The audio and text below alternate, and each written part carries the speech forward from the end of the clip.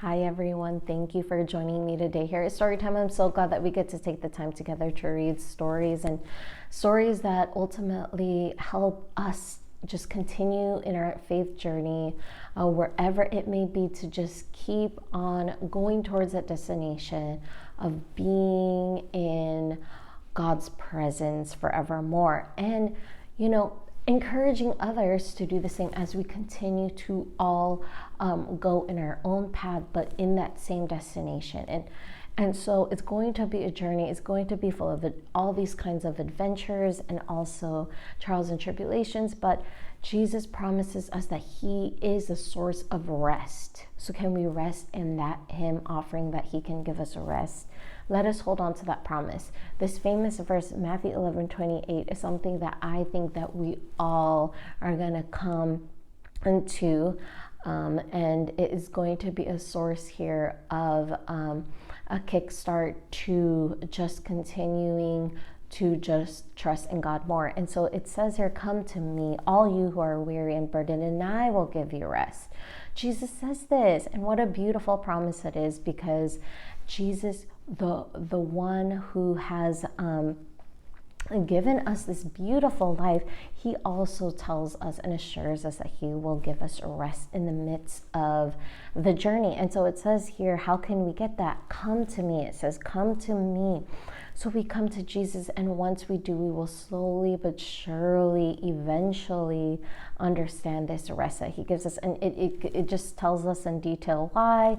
Take my yoke upon you and learn from me, for I am gentle and humble in heart, and you will find rest for your souls. For my yoke is easy and my burden is light. So He promises these things and tells us what kind of person He is. So let us continue to be in the likeness of the Lord and help each other, because we wouldn't be able to do this on our own. So let us continue to just kind of reach out, do what we can, but make the most of what we have. And so this story that I have here, Ordinary Mary's Extraordinary Deed, is going to illustrate here just how much a person, any person, whether it be Mary or anyone that we know ourselves, taking that step to do a deed, but this deed becomes extraordinary when we dive into the story and see what this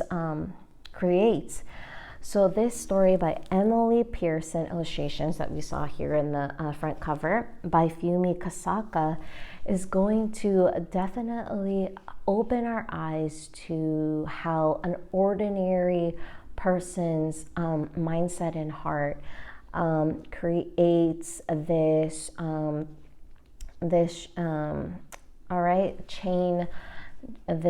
chain effect. So let's dive in, and I can't wait to get started how this is going to unfold. So here we go. I see here blueberries in a bowl.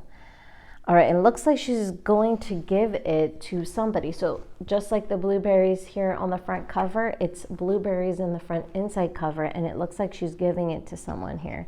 So let's get started. I see Mary, our main character here. It says here, Ordinary Mary was so very ordinary that you'd never guess she could change the world. So it says here that she's going to change the world. This ordinary kid, she changed the world. So Ordinary Mary, let's see how you did that. Okay, as the story continues, we see her walking down the path with her backpack on.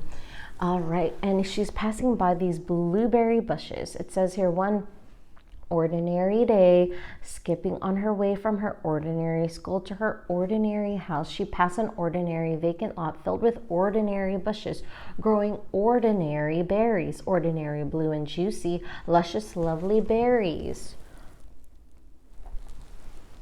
So she passes by, it catches her eye, and then it starts to get her mind thinking of what she can do with these blueberries. It seems like, well, Ordinary Mary picked the ordinary berries and brought them in a big brown bowl to Mrs. Bishop's porch. What? Left berries in a big brown bowl on Mrs. Bishop's porch? That sneaky kid, she did. And so she just left a note, left it on her porch, and on she went. So here's Mrs. Bishop on this side. And it says here, this made Mrs. Bishop very, very happy.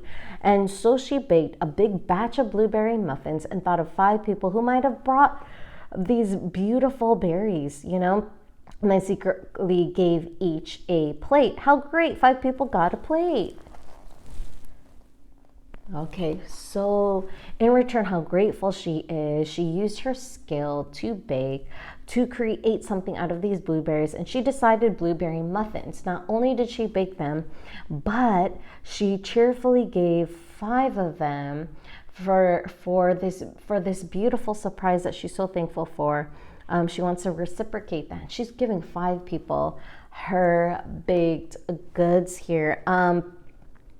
You know, and Mary had done this in secret. So this is interesting, right? She didn't want to, you know, say who it was from. Obviously, that's why Mrs. Bishop decided to give it to people who could possibly be the person that gave her those berries.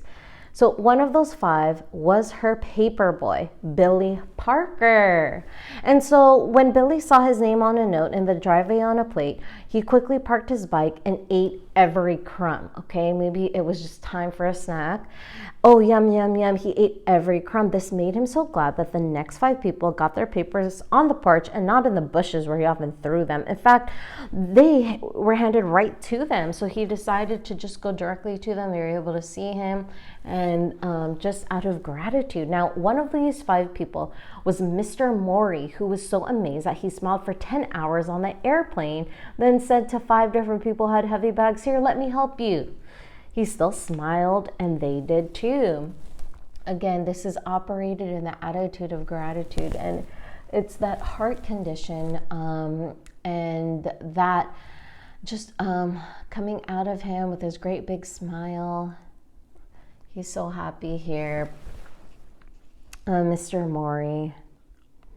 All right, and then one of those 5 was Mario, whose cranky little boy James stopped crying when Mr. Morey played peekaboo with him until the ride came.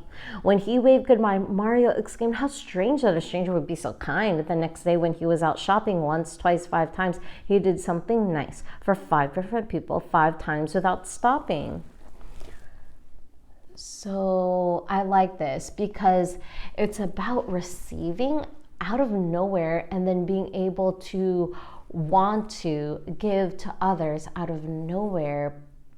It's like this spiritual force that is being passed along to other people, and still enough to keep in our hearts. So